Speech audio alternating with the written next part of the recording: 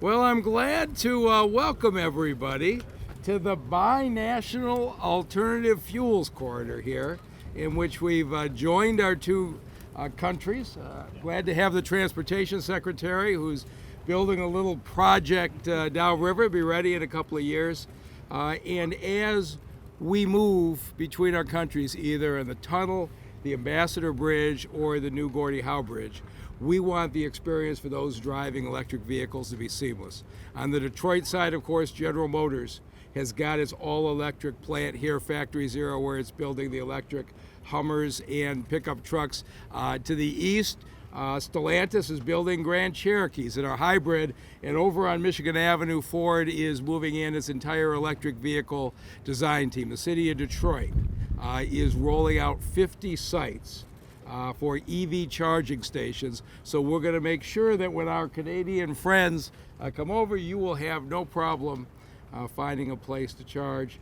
Canada is doing the reciprocal, and it is because the Biden administration, with the Inflation Reduction Act, giving us extraordinary support, and Governor Whitmer, who has had a leadership in alternative transportation, with her help, down the street on 14th Street, we are building the first public street in America that has wireless charging. You will be able to park your car or drive your electric car, and just like your wireless cell phone charging works, on 14th Street, we'll have the first street in America that's being done in partnership between us and the state of Michigan. And so, Minister, I know you're going to have a really good experience here.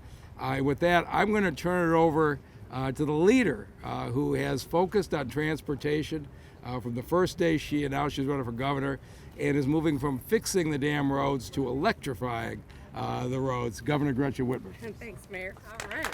Thank you, Mayor. Well, thank you. I couldn't ask for a better partner than Mayor Duggan. As we all know, there is nothing more pure Michigan than accidentally driving into Canada. All right, if you were driving before 9/11, you know that is a real thing. Today we're here to talk about how to make that accidental international journey electric. I want to thank Mayor Duggan for hosting us in the incredible city of Detroit, Michiganders, and U.S. Transportation Secretary Pete Buttigieg for his leadership and his partnership, and a warm welcome to Omar Alghabra. I'm sorry if I mispronounced your last name, Omar, Canada's Minister of Transport. And of course, a familiar hello to all the IBEW members who are joining us, Bill in particular, who I'll be introducing in a minute.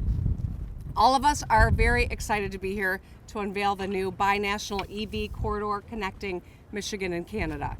It actually goes all the way to Kalamazoo and Quebec City, 860 miles, or as we like to call it in Michigan, not too bad a drive, right? This is the first cross-border electric vehicle corridor of its kind. It will allow seamless international travel between Michigan and Canada, accidental or otherwise, with abundant charging options throughout your journey. So across Michigan, we are hustling to bring home good-paying manufacturing jobs, critical supply chains to help us build cars and chips and clean energy. And since we established the bipartisan economic development work in December of 2021, we've secured over $16 billion of projects, over 16,000 good-paying jobs. Each of these sectors will be instrumental to our economic future. We are grateful for the private and intergovernmental partnerships that have helped us lead the way. And that includes today's corridor. Last week's announcement of grants from the National Electric Vehicle Infrastructure Fund, or NEVI. Because of the bipartisan infrastructure law, Michigan will be receiving $110 million under NEVI to build out our electric vehicle charging infrastructure.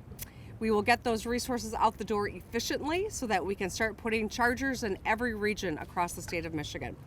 At the state level, we are taking action to strengthen our mobility and electrification leadership. I propose $65 million for electrical vehicle charging infrastructure in my budget recommendation, building on that $110 million from NEVI.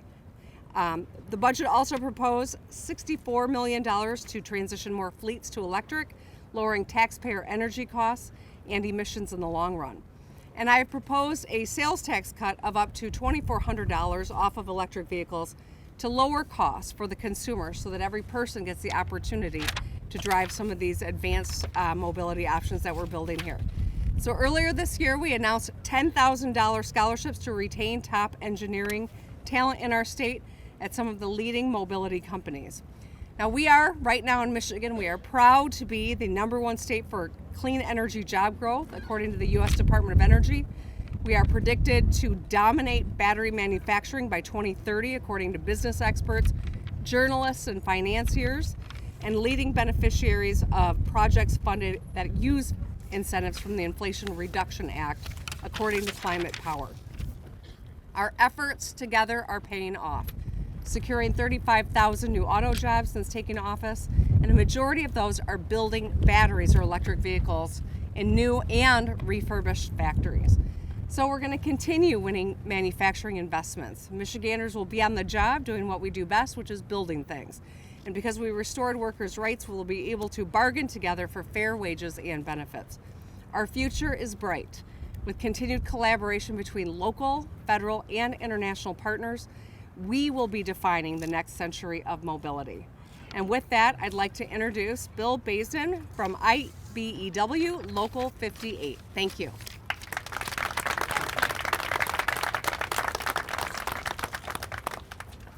Thank you, Governor Whitmer, Secretary Buttigieg, Mayor Duggan, Minister Alghabra, and other distinguished guests. Thanks for inviting me today to speak on this topic of electric vehicle infrastructure and how important it is between the United States and Canada on our international border. I am Bill Baisden, the founder and owner of Dynamic Electrical Group, as well as a master electrician. My shop works here in Detroit, as well as other surrounding areas. My core business is focused on renewable energy products with an emphasis on EV charging and moving into solar technologies.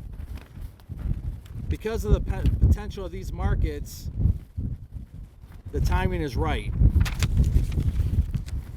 Who are we? Well, I'm proud to be here on behalf of 4,500 men and women of the IBEW Detroit Local 58. We represent construction in Detroit in electrical phase. Electric vehicle adoption is key to the country's climate goals, and IBEW members are on the front lines of this transition. Now, the Department of Transportation is requiring electric vehicle infrastructure training program, or EVITP, certification for all electricians installing EV charging infrastructure. So we're here in Motor City. Well, cars have always been king here in the Motor City, and they still are. There's been a shift in the kinds of cars people are buying. In the past 2 years, we have seen rapid growth in the residential EV charging market to meet the demand of electric vehicles. Local 58 is aggressively training our members to get EVITP certified, and presently Local 58 has over 600 electricians certified. As a jurisdiction bordering our neighbors in Canada, I took note when President Biden went to Ottawa to address the Parliament, Prime Minister Justin Trudeau, in March. As he often does here, he repeated IBEW members would build 500,000 EV charging stations across the United States. Not everyone is aware that the North American Union, the IBEW, has 65,000 members, and 2,000 of them are already certified in EVITP. Now, a little bit about who I am. I didn't take the traditional role getting into this occupation. I'm a native of Detroit. I went into the Army after high school, and I wanted to serve my country and be part of something much bigger than myself. I served mostly stateside and in various locations across the U.S., as well as South Korea and Panama. I was trained in communication electronics, where I repaired radio systems for the Army. Well, I got out of the Army in 1997 and eventually returned to Detroit, where I was encouraged by another Local 58 member to join the IBEW. I will say this, as an IBEW member, the benefits available to you are much better than most jobs in the civilian sector. I made a commitment to branch out into entrepreneurship with electric vehicles. Being an emerging market as it is, the opportunity was promising. Furthermore, the market developments with all the automakers coming out with EVs and GM, right behind us here, announcing they will produce 100% of all their vehicles by 2035 will be electric. Cars, as we know, will be transforming. Gas stations will eventually phase out as we know them, and as many as they are around our area. The more I read about the growth potential of the EV vehicle market, changes in policy on the federal level, and the direction the car companies are moving, I saw the growth potential. In conclusion, I've been planning to open up my shop for a couple of years. Well, I'm now a new contractor. I've been in business 2 months, and life's been good so far. I chose this specialty as an article of faith in the future, spurred by the passage of recent laws such as the Bipartisan Infrastructure Law and the Inflation Reduction Act. The investments and upgrades and incentives for new adoption of the climate-forward technologies like EV technologies and adoption are bold steps by the Biden administration, taken towards addressing the urgent and enormous challenges that we face today. That is what this moment demands. I am proud to be a part of the Power in the Future, and I thank you for including me in this discussion. I now turn it over to the Canadian Minister of Transport, Omar Alghabra.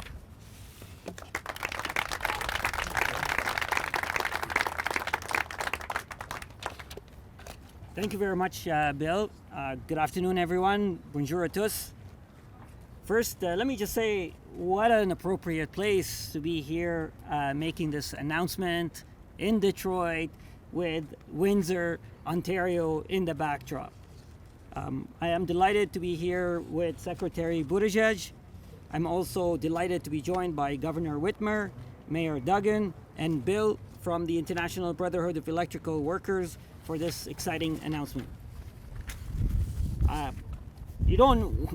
don't have to tell you this, but there are no two countries that depend more on each other for their mutual prosperity and security than Canada and the United States. We are bound together by our integrated economies, our history, our shared values to improve the lives of our citizens. And I know that Canada and the US also share the same goal on the environment. On partage le même objectif en environnement.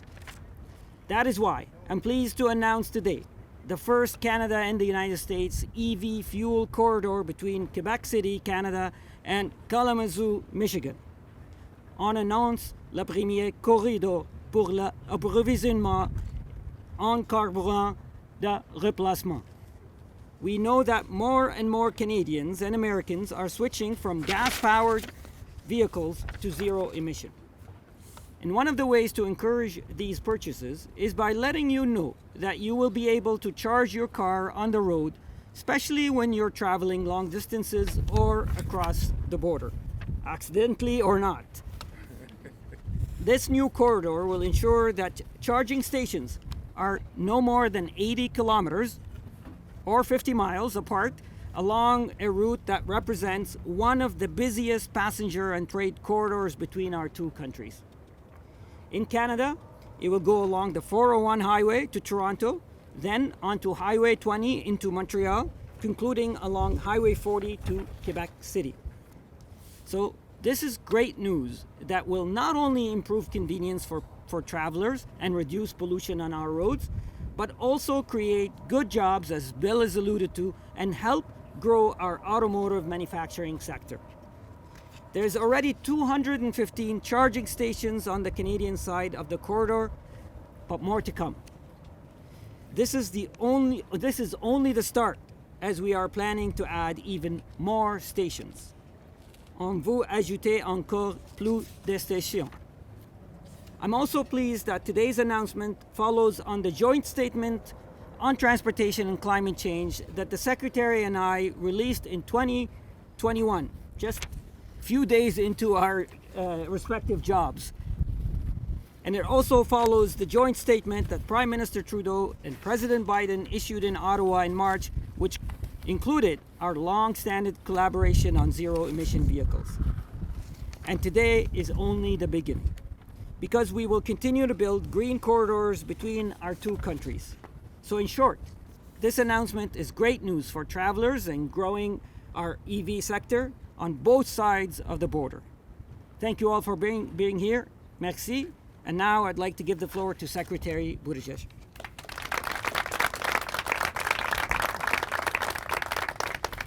Well, thank you very much to my friend and our great partner across the border, Minister Omar Alghabra, the first counterpart that I spoke to after getting this job and somebody who we have worked with on so many shared priorities. I want to thank and recognize Governor Whitmer and Mayor Duggan for welcoming us to this state and this city. We have just been at the summit of the transportation ministers of APEC, the Asian Pacific Economic Cooperation body. People coming from as far as New Zealand, Chile, Japan, and it is a pleasure to showcase the extraordinary successes of this state and this city to that international audience. And of course, both Mayor Duggan and Governor Whitmer have been very important partners to the Biden-Harris administration as we have worked to create good-paying jobs and support the future of American infrastructure and transportation. And we're so glad to be here with Bill Baisden, IBEW member and president of Dynamic Electrical Group, and the many entrepreneurs and the many union workers that he represents, because of course that's such a big part of what this is all about. The U.S. and Canada have long enjoyed a deep friendship and a productive partnership, including and especially around transportation issues. For example, we share joint stewardship of the St. Lawrence Seaway, which moves goods between the Great Lakes region and the rest of the world. 64 years ago, at the opening of the Seaway, Queen Elizabeth II declared it, quote, one of the most outstanding engineering achievements of modern times, a highway which will open the middle of this continent to the commerce of the world, end quote. Today, of course, we're recognizing a different and more literal kind of highway, one that I think very much represents one of the most important achievements of our time, and will shape international commerce and travel, both in and far beyond the North American context for decades and generations to come. So I think it's fitting that this first U.S. Canada EV corridor runs through both Detroit and Windsor, two of the world's great auto manufacturing centers. About $148 billion in cross-border trade came through Detroit past year alone, and about a third of that was related to the automotive sector. And that's to say nothing of the brand new investments driven by President Biden's policies of investing in America. Since he took office, companies from down the block and from around the world have invested billions of dollars to build new manufacturing plants in the U.S., including new union facilities right here in Michigan. As so many people here know, the EV revolution is already well underway. Consumers, industries, and global markets are already heading very quickly in that direction.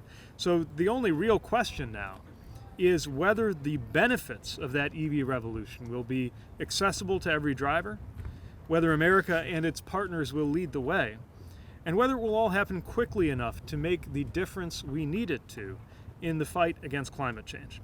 And we are working to make sure the answer to all three of those questions is a resounding yes.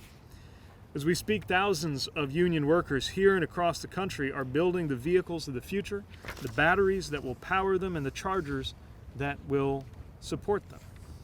And thanks to President Biden's vision and leadership, we're building a network of 500,000 EV chargers nationwide in cities, in rural communities, and along alternative fuel corridors. So today, Minister Alghabra and I, carrying through on a commitment made by President Biden and by Prime Minister Trudeau, are proud to announce the first ever U.S. Canada EV corridor. It's going to stretch 860 miles, around 1,400 kilometers, all the way from Kalamazoo to Quebec City, a corridor that of course includes the Detroit-Windsor tunnel that is beneath us right now. Our goal is for EV drivers to be able to travel far and wide without ever having to wonder or worry about finding a place to charge, not just in the U.S., but across North America. And something we're especially proud of is that our federal investments for EV chargers include those strong workforce requirements, as Bill was describing, like registered apprenticeships and the EVITP, or Electric Vehicle Infrastructure Training Program, through which the IBEW has certified over 20,000 electricians to help build this national network. We don't want to create just any jobs. We want to create good paying, skilled jobs that will help us fight climate change, that will pay the kinds of wages that will help families buy homes, educate their children, and build generational wealth for the future. And that's exactly what we're doing here together. We are working to secure prosperity for this region, this continent, and for our planet, and I am so delighted to be engaging in that work alongside all of you. So thank you very much, and let me direct your attention to the corridor map and again express my appreciation to everybody who is here.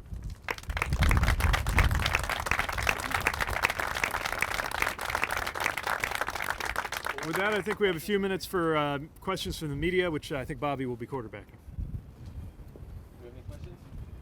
Go ahead. First, I want to ask Minister Alghabra. Obviously, crossing the river in Windsor, obviously you are aware of the situation happening there with the Stellantis plant. Wondering if you can comment on that. Obviously, it's been topical. Yeah, thank you for the question. I didn't expect that the first question would be coming to me, but thank you for that question. Look, our government has been talking and taking action about encouraging manufacturing jobs in Canada that help reduce pollution, but also create well-paying jobs. Stellantis' announcement with LG to build a battery plant in Windsor was a great success. There is ongoing negotiations right now, so I feel confident that that plant will proceed, but there's still ongoing negotiations, so please forgive me if I'm not able to share the ongoing negotiations in public with you, but I am confident that this project is going to proceed ahead. We'll go with Kurt Nagel with Trace. My question is, what is being invested into the corridor and who decided the route? Why did they go to that very corner? Well, I'll share a word and then yield to the minister, but in terms of the funding, we're each contributing our respective abilities to support this network. And on the U.S. side, what that means is that this can help align the work that the state is doing with those NEVI funds. The way that this is designed in terms of the Biden-Harris administration's support for chargers is that we're not dictating how all of that works. Not all of the answers are coming from Washington, but the funding is. And then we provide the basic principles and standards, including those labor standards, but also standards around making sure that these chargers are easy to use, interoperable, transparent in terms of pricing, so that we really have quality as well as quantity on the network. And in terms of the locations, it's built on our partnership with the Department of Energy, where we've been working for years together to identify alternative fuel corridors, and that important relationship with our Canadian partners so that we can identify how that connection can best take shape. So we're all in on this future, and so glad that we can coordinate both intergovernmentally with city and state partners domestically, and internationally with our friends, I suppose here I say our neighbors to the south, because Windsor sits south of Detroit, but with our Canadian neighbors and friends.